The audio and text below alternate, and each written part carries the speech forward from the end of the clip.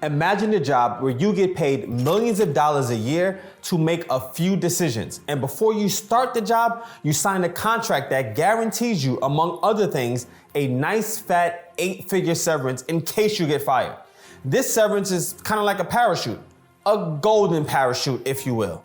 And in this video, we're going to talk about 10 CEOs who all received insane golden parachutes, with one getting fired on his first day and still walking away with $44 million.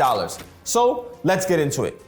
At number 10, with a $20 million golden parachute, we have Gary Forsey, the CEO of Sprint and Nextel. Some of you probably never heard of Nextel, but if you were like me and in high school or college in the late 1990s and early 2000s, then there's no doubt that you know about Nextel. It made the phones that doubled as walkie-talkies, and I loved them. They sounded like this. But in 2004, Sprint merged with Nextel. At the time, they were the third and fifth largest US wireless provider. So with the merger, you'd think the company would be off to the races. But nope, did not happen. The merger was a terrible idea because the phones use two completely different technologies. That's like trying to get Apple and Google to merge and have iOS work on Android phones. Not happening. The CEO at the time, Gary, could not get it right. When the company stock dropped 21%, board members and investors put the pressure on Forsey, which led to his resignation and a fat severance check. He pocketed $20 million in addition to stock options, his pension, and medical benefits. But what's really amazing is that he somehow negotiated a monthly salary of $84,000 for the rest of his life. The gift that just keeps on giving, huh? Coming in at number 9 with $40 million is Carly Sneed Fiorina.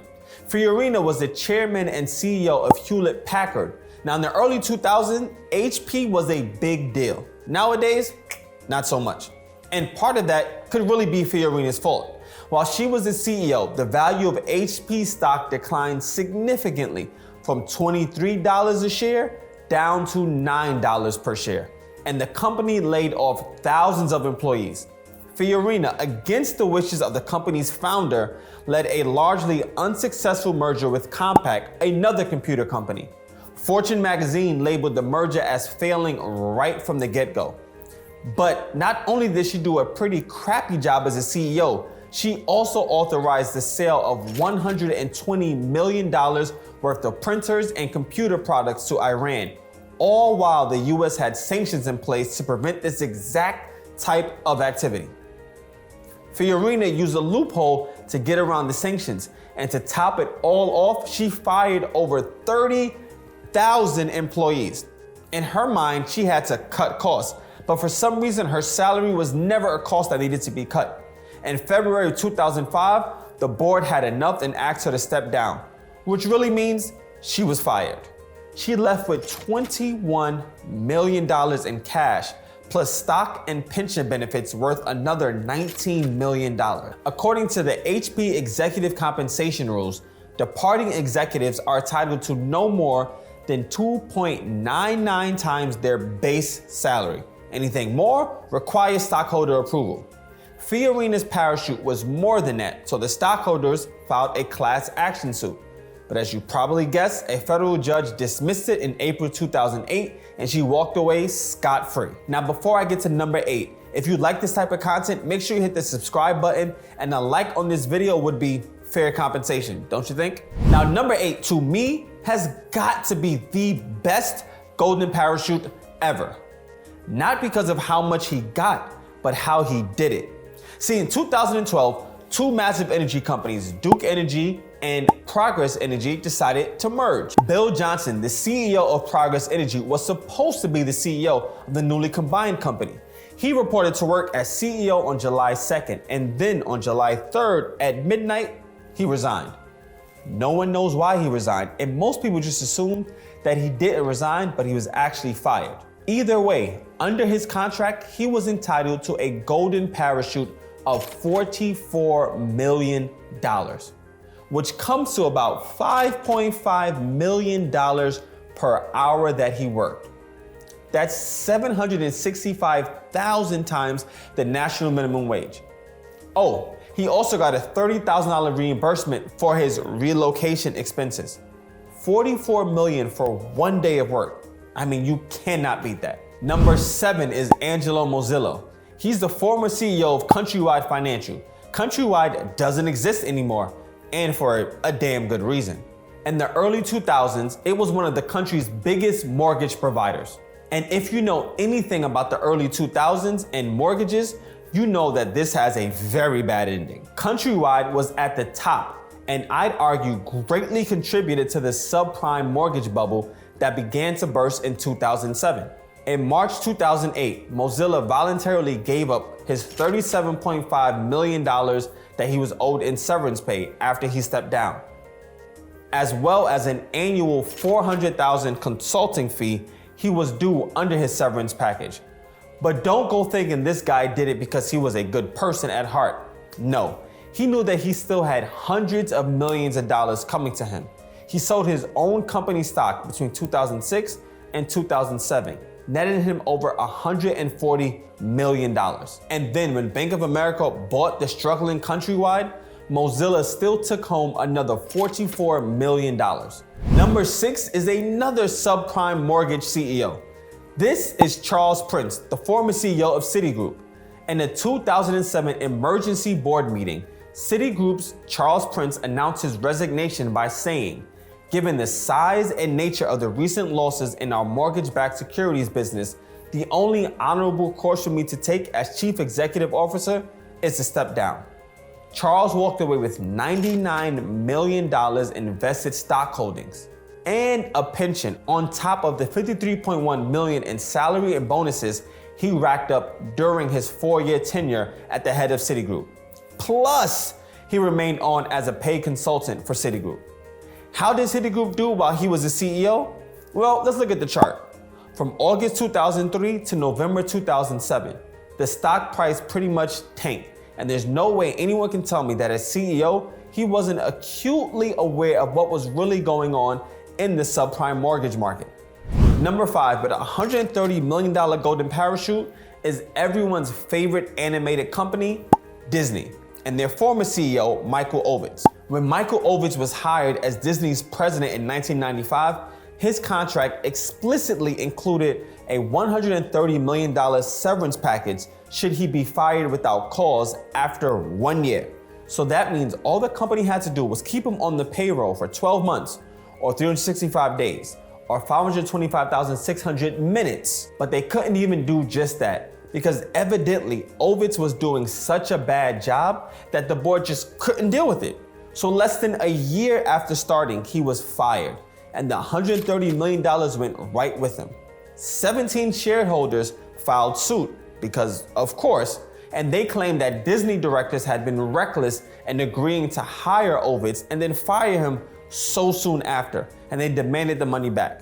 But in 2006, like always, the Delaware Supreme Court found in favor of Disney, and Ovitz got to keep the money. Now coming in at number 4 with a $188 million golden parachute, we have Hank McKinnell, the former CEO of Pfizer. He also received a pension package worth $161 million. Now during his 5 years with Pfizer, the company lost $140 billion. Imagine running a company and losing 50% of its value but still getting paid. And I mean paid. The shareholders of Pfizer were so pissed that they flew a "Give It Back Hank" sign over the company headquarters. Nothing fazed Hank though, because he didn't give a damn dollar back. Of course, the company's board defended the payout by saying that what he got was part of his employment contract, which was signed in 2001 when Pfizer's share price was significantly higher. The board should have put a clause in the contract that tied the company's share price to his severance package, but clearly that would be too much to ask. At number 3 is America's favorite home improvement store, Home Depot. Bob Nardelli, the former CEO, received a severance package of $223 million after working for the company for 6 years and delivering consistently poor results. Oh, and by the way, while he was CEO, the stock of Home Depot just free falling. But in a departure from pretty much every other company on this list, the board of directors actually asked him to align his pay to shareholders' gains. But this was completely unacceptable for old Bob, and he stepped down. The CEO who followed him, Frank Blake, had a salary of $8.9 million, but 90% of that is based on Home Depot's performance. Oh, and he doesn't have a severance package.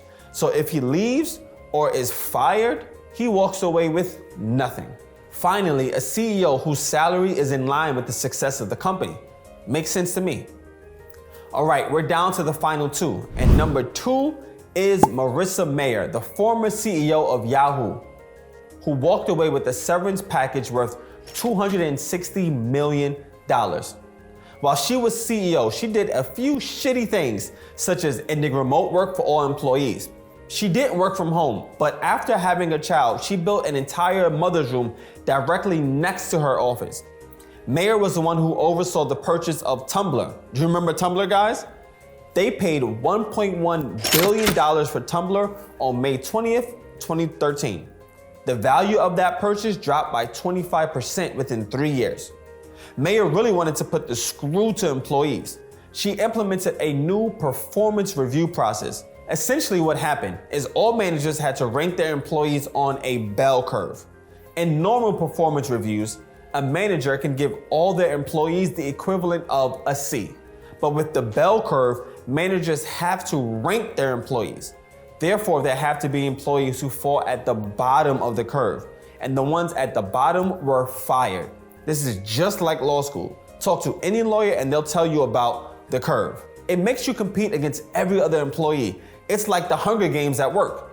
In 2017, after cutting 50% of Yahoo's workforce, she left Yahoo.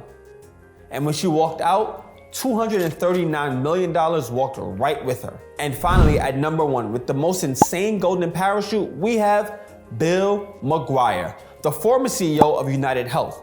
This man collected $286 million when he retired.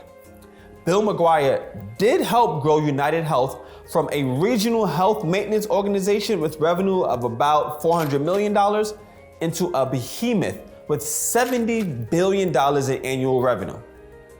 So why is he on this list if his company actually did good while he was the CEO? Between 1989 and 2006, McGuire received compensation from United Health in the form of stock options that eventually became worth around $1.6 billion.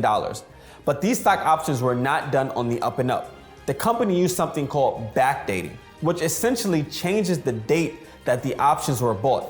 Companies did this because if they can claim the option was bought on a specific date when the stock price was lower, the person would receive more options and thus make more profit. The SEC and IRS did not like this, and multiple lawsuits followed. On December 6, 2007, the Securities and Exchange Commission announced a settlement, under which McGuire was to repay $468 million as a partial settlement of the backdating prosecution. He was also fined $7 million and agreed to not serve as an officer or director of a public company for 10 years. So he went from $1.6 billion in stock options to around $1.1 billion. Still a pretty sweet deal if you ask me.